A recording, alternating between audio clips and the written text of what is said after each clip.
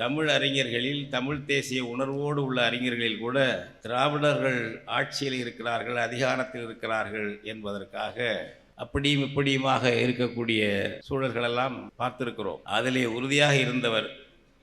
இது குணாவர்களை பாராட்டுவதற்கு மட்டுமல்ல, இளம் தமிழனும் தமிழைச் செய்யும் பின்பற்றுவதற்காகவும் சொல்லுகிறோம்.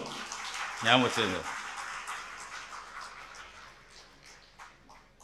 லட்சியங்களை செயல்படுத்த முடியாதவர்கள், அதற்கு போராட முடியாதவர்கள் பழைய கதாநாயகர்களை அதிகமாக புகழ்வார்கள் என்று காரல் மார்க்ஸ் சொல்லுவார். அதுபோல் இல்லாமல் அவரவருக்கும் முடிந்த வகையில் நாம் செயல்படுவதற்கான உறுதியை குணாவரிடமிருந்து நாம் பெற வேண்டும். அப்படி செய்து கொண்டிருக்கிறார்கள். நம்முடைய தமிழ் அறிஞர்கள் பல பேரிடம் உள்ள குறைபாடு, நல்ல அறிஞர்களிடம் அதிகாரத்தில் உள்ளவர்களிடம் முரண்படக்கூடாது, அவர்களுக்கு கசப்பு வரும்படி நாம் நடந்து கொள்ளக்கூடாது என்று அவர்களை வாழ்த்தி பேசுவது அல்லது அவர்களை விமர்சிக்காமல் ஒதுங்கிக் கொள்வது, ரெண்டுமே குற்றம். நெற்றிக்கண் திறப்பினும் குற்றம் குற்றமே என்று சொன்ன பரம்பரைக்கு இரண்டுமே குற்றம்.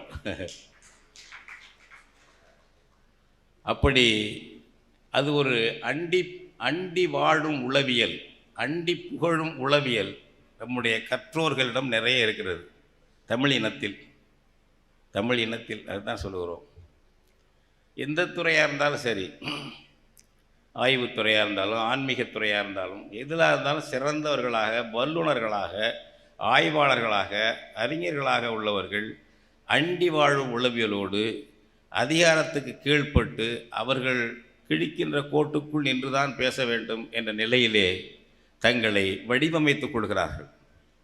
அதுதான் தமிழினத்திற்கு பெரிய சோகம்.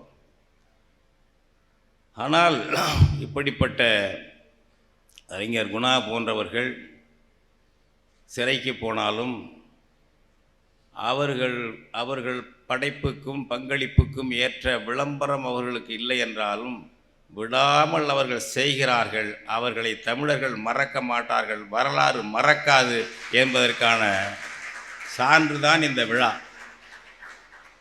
வரலாறு மறக்காது. இன்று ஏகலைவன் முன்முயற்சி எடுத்திருக்கிறார். ஏற்கனவே சில தம்பிகள் எடுத்ததை சொன்னார்கள்.